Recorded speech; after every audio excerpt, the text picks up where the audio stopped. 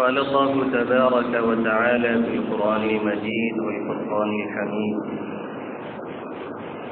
أعوذ بالله من الشيطان الرجيم. بسم الله الرحمن الرحيم.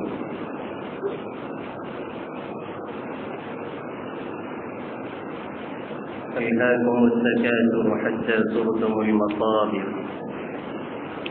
كلا سوف تعلمون ثم كلا سوف تعلمون كلا لو تعلمون علم اليقين لترون الجحيم ثم لترونها عين اليقين ثم لتسألن يومئذ عن النعيم. وعن عبد الله بن مسعود رضي الله تعالى عنه قال النبي صلى الله تعالى عليه وسلم: لا تزال قدم ابن آدم عند ربه حتى يسأل عن خمس: عن عمره فيما أفناه، وعن شبابه فيما أبلاه، وعن ماله من أين اكتسبه، وفيما أنفقه، وماذا عمل بما علم، أو كما قال سيدنا وهادينا محمد صلى الله تعالى عليه وسلم.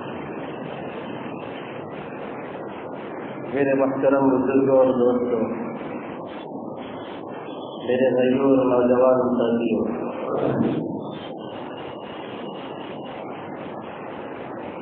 پچھلے کچھ جمعات سے سورہ تکاثر کی تفسیر چل رہی ہے۔ اس سورت کا ترجمہ کیا ہے، اس میں پیغام کیا دیا گیا ہے، کچھ باتیں اس کے تعلق سے ہمارے سامنے آ چکی ہیں۔ ہم اور آپ حضرات سورت کی آخری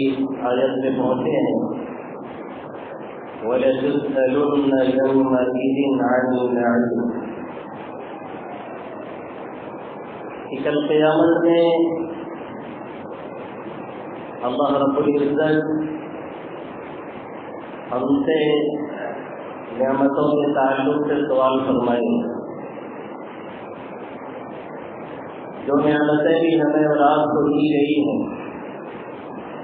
اور جو نعمتیں بھی عطا ہوئی ہیں، ہر ایک کے بارے میں اللہ سوال فرمائے گا، اور سوال کس طرح کا ہوگا، کس انداز سے ہوگا،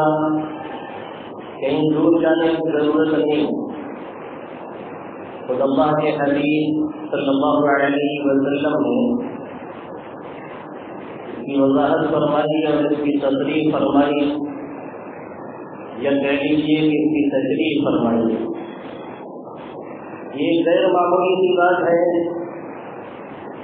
کہ یہ ہماری پوری زندگی ایک ذاتی امتحان نہیں، امتحان ہی میں گزر گئی۔ پوری کی پوری زندگی جو ہمیں اور آپ کو ملی ہوئی ہے، یا جس کو بھی ملتی ہے یا ملے گی، یہ پوری زندگی ایک امتحان کی حالت میں چل رہی ہوگی، اور ہمارے آنے سے پہلے ہی ملک الموت کو لکھ کر کے ہمارا ڈیٹا حوالے کر دیا جاتا ہے، اور ملک الموت یعنی اسرائیل علیہ السلام کو اور ان کے لشکر کو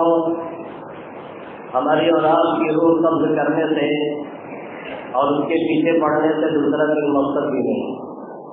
ایک ہی مقصد، ایک ہی لگن، ایک ہی کام، وہ یہ کہ انسانوں اور جانوروں کے پیچھے جتنے بھی متنفس ہیں، کس منٹ پہ، کتنے سیکنڈ پہ، کس جگہ پہ، کس موقع پہ، کس محل پہ اور کس انداز سے ان کی روح کو لے کے جانا ہے، ان کا ایک ہی کام ہے، دوسرا کوئی کام نہیں، اور انہیں اپنے کام ہی سے کام ہے، دوسرے کسی کام سے سروکار نہیں۔ تو ہماری اور آپ کی زندگی ایک امتحان ہے، یہ غیر معمولی امتحان ہمارا اور آپ کا جو چل رہا ہے، اس کا ایک منتہا ہے، اس کی ایک انتہا ہے، جہاں پہ جا کر کے یہ ختم ہوگی ہماری اور آپ کی زندگی،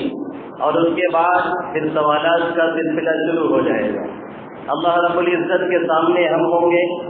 اللہ رب العزت کے سامنے آپ ہوں گے، ہمارے سامنے ہمارے اعمال ہوں گے،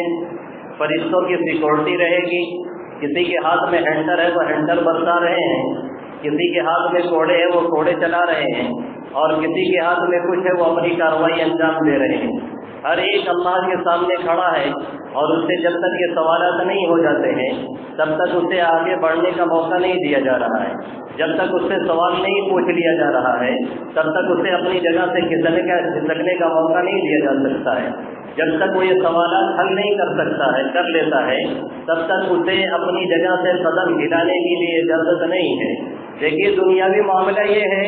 کہ یہاں کے سوال کو کبھی بھی آؤٹ نہیں کیا جا سکتا ہے، اور نہ ہی یہاں کا پرچہ کبھی آؤٹ ہوتا ہے۔ اگر بائی چانس آؤٹ ہو جائے تو پھر اسے کینسل کرنا پڑتا ہے، اور اسے آؤٹ کرنے کے لیے خاص طور سے جو نہ پڑھنے والے ہوتے ہیں وہ ایڑی چوٹی کا زور لگائے رہتے ہیں اور پوری کوشش کرتے ہیں۔ آپ یہاں مدارس کے اندر وہ گھسپیٹ کی ادھر سے ادھر سے کوشش کرتے ہیں، یہاں تو رشوت چلتی نہیں سرکاری افسران کی طرف سے کہ رشوت دے کر کے کام چلا لیا جائے، تو دوسرے انداز سے کچھ نہ کچھ ہاتھ پیر مارتے ہی ہیں۔ محنت ہر جگہ جاری رہتی ہے، یہ اور بات ہے کہ کہیں رزلٹ نکل آتا ہے اور کہیں نہیں نکلتا ہے، لیکن جب پرچے آؤٹ ہو جاتے ہیں اور پتہ بھی چل جاتا ہے کہ پرچہ آؤٹ ہو گیا ہے، اور یہ یقین ہو جاتا ہے یا ظن غالب ہو جاتا ہے کہ پرچہ آؤٹ ہو گیا ہے، تو اسے کینسل کرایا جاتا ہے۔ اب بھی کسی زمانے میں اس لائن میں ہوا کرتے تھے تو ہم نے بھی بڑی خاموشی سے کینسل کروایا ہے بہت سے لوگوں کا، اور اینڈ ٹائم میں جب بدل کر کے پہنچا ہے تو چونا آ گیا اچھے لوگوں کو۔ تو یہاں کے پرچے تو بہت چھپا کے رکھے جاتے ہیں اور کسی کو خبر تک نہیں ہوتی ہے،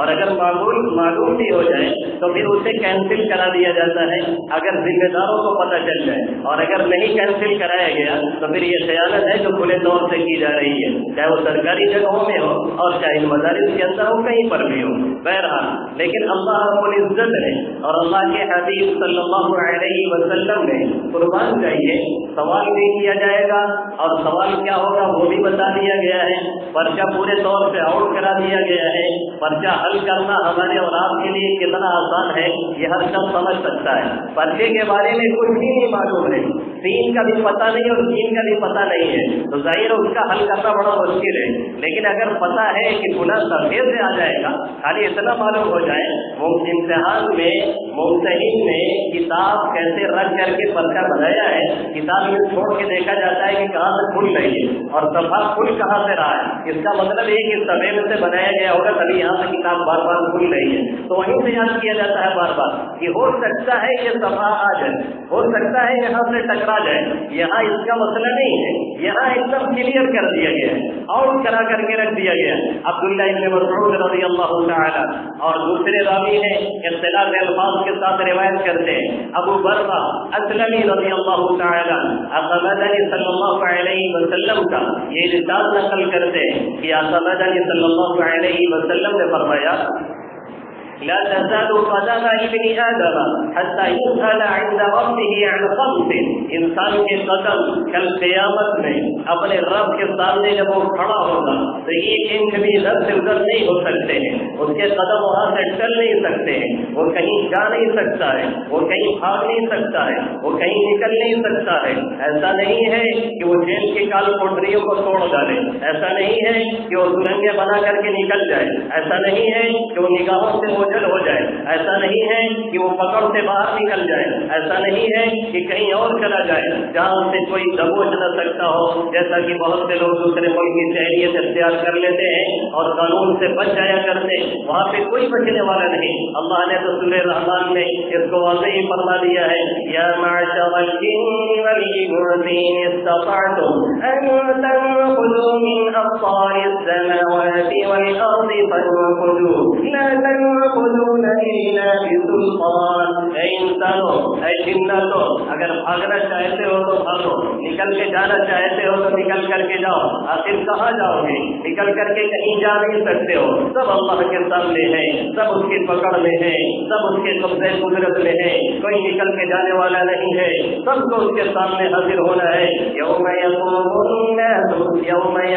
الناس لرب العالمین، اب کھڑا کر دیا گیا ہے، اب اللہ موجود ہے، اب فرشتے حاضر ہیں، اب سیکورٹی گارڈ تعینات ہیں، اب سارے انتظامات کر دیے گئے ہیں، اب سوالات کا سلسلہ شروع ہو رہا ہے۔ آقا نے فرمایا لا تزال قدم ابن آدم حتى يسأل عند ربه عن خمس، جب تک 5 سوالوں کا جواب نہیں دیتا ہے تب تک اس کے قدم اپنی جگہ سے حرکت نہیں کر سکتے ہیں۔ عن عمره فيما افنى، پہلا سوال یہ ہوگا عمر جو دی گئی تھی، عمر عزیز جو عطا کی گئی تھی، کسی کو 40 سال، کسی کو 45 سال، کسی کو 50 سال، کسی کو 60 سال، کسی کو 70 سال، کسی کو 80 سال، کسی کو 90 سال، کسی کو 100 سال، جو عمریں دی گئی تھی، ان عمر کے بارے میں پہلے یہ بتاؤ گی اسے لگایا کہاں ہے، پہلے یہ بتاؤ گی اسے خرچ کہاں کیا ہے، پہلے یہ بتاؤ گی عمر عزیز کو گوایا کہاں ہے، پہلے یہ بتاؤ گی اس عمر کو جو ہم نے تمہیں دیا تھا اور اس زندگی کو جو ہم نے تمہیں عطا کیا تھا، یہ جو زندگی ملی کسی سے مانگ کر کے لائے ہیں، یہ مستعار ہے، عاریت میں لی ہوئی ایک چیز ہے جو اپنی ذاتی نہیں ہے، کسی نے دیا ہے، اسی کے منشا کے مطابق، اسی کے حکم کے مطابق ہمیں اور آپ کو صرف کرنا ہے، ہمیں اور آپ کو لگانا ہے، ہمیں اور آپ کو خرچ کرنا ہے۔ جو کچھ کیا ہے اس کے بارے میں اللہ رب العزت سوال کر رہا ہوگا، پہلے یہ بتاؤ کہ عن عمرہ فیما افنی، یہ جو عمر دی تھی، جو زندگی عطا کی گئی تھی، یہ کس چیز میں صرف کی گئی؟ انسان جب تک بچہ ہوتا ہے، انسان جب تک نابالغ ہوتا ہے، انسان جب تک عاقل اور بالغ نہیں ہوتا ہے، تب تک وہ کیا کر رہا ہے اور کیا نہیں کر رہا ہے، وہ کیا کھا رہا ہے، کہاں سے لا رہا ہے، اس کا کوئی سوال اور جواب نہیں۔ عادت بنانے کے لیے، ذہن بنانے کے لیے، مزاج بنانے کے لیے 7 سال سے نماز کا حکم دینا شروع، 10ویں سال میں ایک تھپڑ رسید کرنا شروع، لیکن یہ کوئی ایسی زندگی نہیں ہے جس کے بارے میں اللہ سوال کرنا شروع کر دے،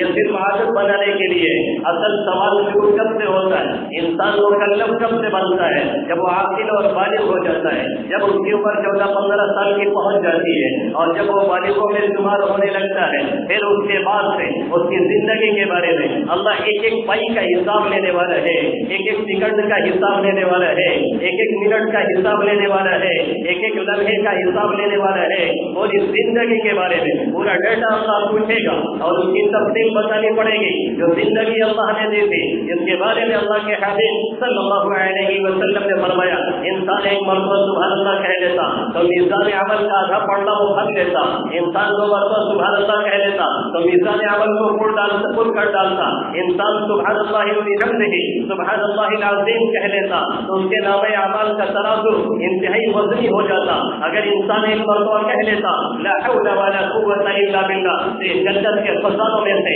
ایک خزانہ تھا جو 99 چیزوں کا علاج ہے، جس کے اندر 99 چیزوں کی علاج پوشیدہ ہے، اور اس میں سب سے کم تر درجہ مشکل یہ ہے کہ ہم لوگ سنتے نہیں، یا سنتے ہیں تو غور سے نہیں سنتے، تو مسئلہ کھڑا ہوتا ہے۔ اکثر لوگ یہی سمجھتے ہیں کہ لا حول ولا قوت الا باللہ یہ صرف جنات بھگانے کے لیے، یہ صرف شیطان بھگانے کے لیے، یہ صرف شیطان مخلوق کو دور کرنے کے لیے۔ اللہ کے حبیب صلی اللہ علیہ وسلم نے فرمایا 99 بیماریوں کا علاج اس میں پوشیدہ ہے، اور سب سے کم تر درجہ کیا ہے؟ اللہ کے حبیب صلی اللہ علیہ وسلم فرما رہے ہیں سب سے کم تر جو بیماری ہے وہ ٹینشن اور غم کو دور کرنا ہے۔ یعنی اس جملے کو پڑھنے والا ٹینشن بھی ہو جایا کرتا ہے، رنج و غم سے دور ہو جایا کرتا ہے۔ کون ہے جو ٹینشن میں نہیں ہے؟ کون ہے جو انڈر پریشر نہیں ہے؟ کون ہے جو دباؤ میں زندگی نہیں گزار رہا ہے؟ کون ہے جو اس حالت میں زندگی نہیں گزار رہا ہے کہ دنیا بھر کے ٹینشن میں اس کی زندگی گزر رہی ہے؟ اللہ کے حبیب صلی اللہ علیہ وسلم نے فرمایا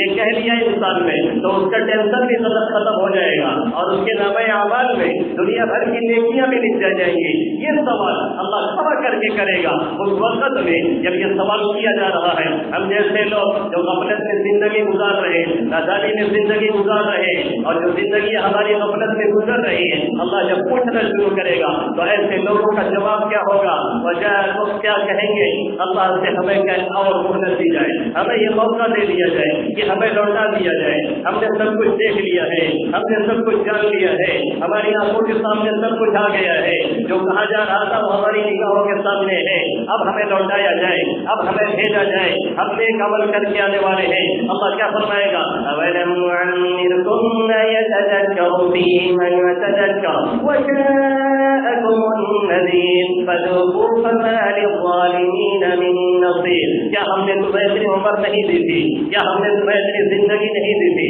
جتنے نصیحت حاصل کرنے والا نصیحت حاصل کر لیتا، کیا 35 سال کی عمر نہیں ملی؟ کیا 30 سال کی زندگی نہیں ملی؟ کیا 40 سال کی زندگی نہیں ملی؟ کیا 50 اور 60 سال کی زندگیاں ہم نے تمہیں نہیں دی تھی؟ أَوَلَمْ نُعَمِّرْكُم مَّا يَتَذَكَّرُ فِيهِ مَن تَذَكَّرَ، جس میں نصیحت حاصل کرنے والا، جس میں اپنے آپ کو سدھارنے والا، جس میں صحیح راہوں میں چلنے والا، جس میں اپنے آپ کو سنبھال کے لے کے چلنے والا، اگر چاہتا تو اپنے کو سنبھال لے جاتا، اگر چاہتا تو اپنے کو سنوار لیتا، اگر چاہتا تو اپنے کو بنا لیتا۔ أَوَلَمْ نُعَمِّرْكُم مَّا يَتَذَكَّرُ فِيهِ مَن تَذَكَّرَ وَجَاءَكُمُ النَّذِيرُ، تمہارے پاس ڈرانے والا بھی آیا، تمہارے پاس ڈرانے والا بھی آیا، تمہیں دھمکانے والا بھی آیا، تمہیں نصیحت کرنے والا بھی آیا، تمہیں بات کہنے والا بھی آیا، تمہیں کہنے والا آیا أَنَا النَّذِيرُ الْعُرْيَانُ، میں کھلا ہوا ڈرانے والا ہوں۔ ڈرانے والا کون ہے؟ سب سے بڑھ کر کے محمد عربی صلی اللہ علیہ وسلم جو امام الانبیاء ہیں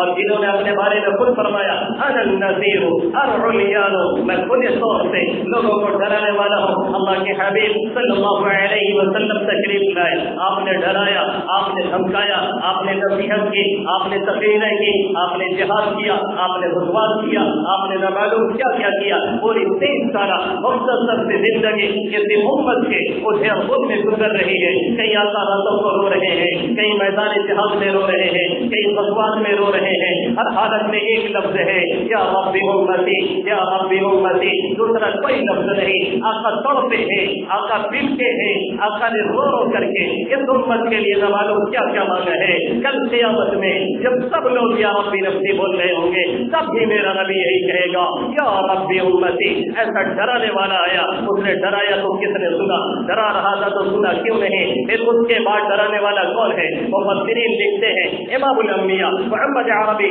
صلی اللہ علیہ وسلم سب سے مین ہے اور سب سے اول درجے کے ہیں، تمام انبیاء اس میں شامل ہیں۔ انبیاء کے بعد پھر ان کے وارثین یعنی علماء کرام ہیں، جو واعظ کے ذریعہ سے، جو نصیحت کے ذریعہ سے، جو تقریر کے ذریعہ سے، جو تحریر کے ذریعہ سے، جو اور دوسرے ذرائع ابلاغ سے دوسرے کاموں دوسرے لوگوں کے کانوں تک اپنی باتوں کو پہنچانے کی کوشش کرتے ہیں اور انہیں صحیح راہوں پہ لانے کی کوشش کرتے ہیں اور انہیں ڈرانے کی کوشش کرتے ہیں۔ یہ تمام کے تمام لوگ اس میں داخل ہیں۔ پھر ڈرانے والا کون ہے؟ بہت سے علماء، بہت سے مفسرین، بہت سے صحابہ کرام لکھتے ہیں کہ ڈرانے والے میں انسان کا سفید بال بھی داخل ہے۔ جب بال سفید ہو جاتا ہے تو اشارہ کر رہا ہوتا ہے اب تمہاری زندگی ختم ہونے کو ہے، اب تمہاری زندگی جانے کو ہے، اب تمہیں کاٹنے کا وقت آ گیا ہے۔ اذا یبقى مخضر النبات فهو دلیل على استحصاده وحصاده، جب پودے خشک ہو جاتے ہیں، جب گھاس سفید ہونے لگتی ہے، جب پیڑ پودے بڑے ہو کر کے سفید ہونے لگتے ہیں اور خشک ہونے لگتے ہیں، اس بات کی علامت ہوتی ہے کہ اب انہیں کاٹ دیا جائے گا، اب انہیں ختم کر دیا جائے گا۔ ایسے ہی سفید بال، ایسے ہی سفید داڑھیاں انسان کو ڈرانے کے لیے ہیں، لیکن ہائے افسوس بال سفید ہو رہے ہیں، اسے زبردستی کالا کیا جا رہا ہے۔ ہائے افسوس بال سفید ہو رہے ہیں، بار بار کچوں کے لگا رہے ہیں، بار بار متنوع کر رہے ہیں، بار بار ڈرانے کی کوشش کر رہے ہیں، داڑھی کو چھلایا جا رہا ہے تاکہ ڈرانے والا جو ہے، آگاہ کرنے والا، وہ ہمارے ساتھ نہ رہنے پائے۔ اگر نہیں رہ رہا ہے پھر بھی فرشتہ اجل دبوچ کر کے رہے گا، وہ چھوڑنے والا نہیں ہے۔ وجاءکم النذیر، ڈرانے والا کون ہے؟ اکثر علماء نے یہ بھی لکھا ہے کہ ڈرانے والے میں ناتی اور پوتا بھی داخل ہے۔ مفتی شفیع صاحب رحمۃ اللہ علیہ کہا کرتے تھے جب کوئی پوتا آتا ہے اور جب کوئی ناتی آتا ہے تو اپنی زبان سے کہہ رہا ہوتا ہے دادا یہ سیٹ خالی کر دیجیے، اب ہم آ چکے ہیں، ہم جگہ لینے کے لیے آئے ہیں، نانا یہ سیٹ چھوڑ دیجیے، اب ہم آ چکے ہیں، اب ہم یہ سیٹ لینے کے لیے تیار ہیں۔ علامہ بغوی رحمۃ اللہ علیہ نے عبداللہ ابن عباس رضی اللہ تعالی عنہما سے یہ روایت نقل کی ہے کہ جب ملک الموت فرشتہ اجل کسی کے پاس پہنچتا ہے اس کی روح قبض کرنے کے لیے، اس کی روح نکالنے کے لیے، اس کی جان نکالنے निकालने के लिए तो ये कह रहा होता है तुमने कोई नोटिस नहीं भेजा, तुमने कोई पैगाम नहीं भेजा, तुमने कोई मैसेज नहीं भेजा। दुनिया वाले नोटिस देते हैं सब मासूम करते हैं, दुनिया वाले नोटिस देते हैं सब हटाते हैं, तुमने कोई नोटिस नहीं भेजा। अचानक से आदम के फरिश्ते अजल जवाब देता है हम नोटिस एक नहीं नोटिस पे नोटिस भेजते हैं, लेकिन कोई नोटिस की तरफ तवज्जो नहीं करता। जब बुखार आता है वो भी एक नोटिस होती है, जब जुकाम होता है वो भी एक नोटिस होती है, जब कोई हादसा पेश आता है वो भी एक नोटिस होती है, जब नाती पोता आता है वो भी एक नोटिस होती है, जब कहीं हादसा से बच के निकल के आते हैं वो भी एक नोटिस होती है, जब कोई अजीज मरता है, जब कोई रिश्तेदार मरता है, जब कोई करीबी जाता है, जब कोई जनाजा उठता है वो भी एक पैगाम होता है, वो भी एक मैसेज होता है। लेकिन हम और आप उसकी तरफ जरा बराबर तवज्जो नहीं करते। यहाँ तक कि फरिश्ते अजल आकर के खड़ा होता है तब हम कहते हैं काश कुछ मेहनत दौलत मिलती, काश कुछ मौका मिलता, काश हमें छोड़ दिया जाता, काश के हमें नवाज दिया जाता, काश के हमें मौका दे दिया जाता। ये या नहीं तनी और या वही लता और या नहीं तनी ये कोई काम आने वाला नहीं। आज मौका है, आज फुर्सत है, आज गनीमत के लम्हात है, आज कदर करने की जरूरत है, वरना कल क़यामत में कहीं ऐसा ना हो कि हम भी खड़े होकर के कहने लगे कुछ मोहलत दे दी जाए। तो अल्लाह फरमाए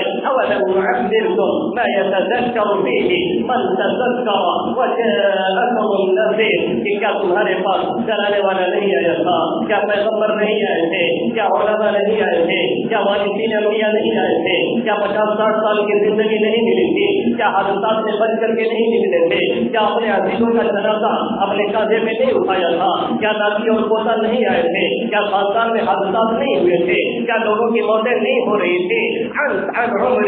सीमा अपना पहला क्वेश्चन, पहला सवाल सीमा अपना उम्र के बारे में सवाल होगा, जिंदगी के बारे में सवाल होगा, क्या उसे खत्म किया है। दूसरा सवाल आएगा सीमा अपना, खास करके पूरी जिंदगी का सवाल अलग है, पूरी लाइफ का सवाल अलग है, जवानी का सवाल अलग से किया जाएगा, क्योंकि जवानी दीवानी होती है, जवानी में उम्र ज्यादा होती है, जवानी में जज्बात ज्यादा होते हैं, जवानी अंगड़ाइयां देती है, खतरनाक मोड़ों पे डालती है, और यही जवानी होती है जो कहीं से राहों पे लगती है तो तैयब उर्दगान की शक्ल में तुर्की का कोई सदर निकलता है जो पूरी दुनिया के मुसलमानों के दिलों की धड़कन बन जाया करता है। यही जवानी जब सही राहों पे लगती है कोई तारीफ सियाद बन के खड़ा होता है जो उसको पता करके यहूदी और ईसाइयों से छेड़ करके मुसलमानों के हाथ में देता है, जहाँ 800 साल तक लगातार अजान की आवाज गूंजती है। फिर यही जवानी जब मस्तानी के दौर में जाती है, हयातियाँ होती है, खुराफात होती है, खुमियानियत होती है, खरमस्तियाँ होती है, देखिए खुराफात होती है। फिर अल्लाह छीनता है हमसे हुकूमत, फिर अल्लाह छीनता है हमसे इज्जत, फिर अल्लाह छीनता है हमसे दौलत, फिर अल्लाह छीनता है हमसे राहत, फिर अल्लाह छीनता है हमसे शौकत, फिर अल्लाह ऐसे कमीनों को, ऐसे उचक्कों को, ऐसे जाबिरों को, ऐसे जालिमों को, ऐसे ज़लमा को, ऐसे इज्जत पसंदों को ला करके मुसल्लत करता है। जहाँ पे हम हजारों साल हुकूमत किए हुए हैं, जहाँ पे हजारों साल हमारे हजार की आवाजें गूंजी हुई होती है, लेकिन हम उसे बर्बाद कर देते हैं। सर इकबाल ने 2 कड़ी में पूरा मामला हल करके रख दिया। आज तुझको बताऊं मैं तकदीर उम्म क्या है, आज तुझको बताऊं मैं तकदीर उम्म क्या है। आओ मैं बताता हूँ लोगों की तकदीर कैसे बनती है, लोगों की तकदीर बिगड़ती कैसे है, लोगों की तकदीर संभलती कैसे है, लोगों की तकदीर बुलंदी पे कैसे जाती है, लोगों की इज्जत कैसे मिलती है, लोगों को राहत कैसे मिलती है, लोग शिद्दत और पस्ती का शिकार कैसे होते हैं। आज तुझको बताऊं मैं तकदीर उम्म क्या है। तकदीर सना अव्वल जब तक हाथ में तीर और तलवार है और जब तक जमाने में ये ख्याल है कि हम दुनिया को कुछ देने के लिए आए हैं, मोहम्मद अरबी सल्लल्लाहु अलैहि वसल्लम के हम गुलाम हैं, हमें गुलामी उनकी प्यारी है, पूरी दुनिया की गुलामी की जंजीरों को तोड़ करके हम रख देंगे। मोहम्मद अरबी सल्लल्लाहु अलैहि वसल्लम की गुलामी को हम छोड़ने वाले नहीं हैं। जब तक ये जवान इस जवानी को इस तरह से गुजारता है तब तक दुनिया के हुक्म पे चमकता है और उन्हीं का सब कुछ गिरविदा होता है और वही राज कर रहा होता है, वही हुकूमत कर रहा होता है। आज उसको बताऊं मैं तकदीर उम्म क्या है। तकदीर सना अव्वल जब तक मुजाहिदाना जिंदगी होती है, जब तक रहबानुम बिल्लैली व फरसानुम बिन्नहारी, रात के राहिब होते हैं, रात के इबादत गुजार ہوتے ہیں, اللہ کو پکارتے ہیں, اللہ سے فریاد کرتے ہیں, اس سے لو لگاتے ہیں اور بلک بلک کے اپنے لیے, اپنے خاندان کے لیے, اپنے اساتذہ کے لیے, اپنے مشائخ کے لیے, امت کے لیے اور ماں اور بہنوں کے لیے, مسجد اقصی کے لیے, فلسطینیوں کے لیے, بابری مسجد کے لیے رو رو کے جب تک جوان مانگتا ہے تب تک اللہ اسے سربلندی دیتا ہے, اور جب اسے سر کر دیتا ہے آج اس کو بتاؤں میں تقدیر امم کیا ہے, تفسیر و ثنا اول طاؤس و رباب آخر. جب تک مجاہدہ کرنا میں ہے تب تک عزت کی زندگی ہے, اور جب طاؤس و رباب میں یہ لگتا ہے, جب ایسی عشرت میں یہ لگتا ہے, جب پیٹ کے خرافات میں یہ لگتا ہے, جب عیاشی اور مستیوں میں لگتا ہے, اللہ اسی وقت عزت اور پستی اس کا مقدر کر دیتا ہے. اسی لیے آقا نے فرمایا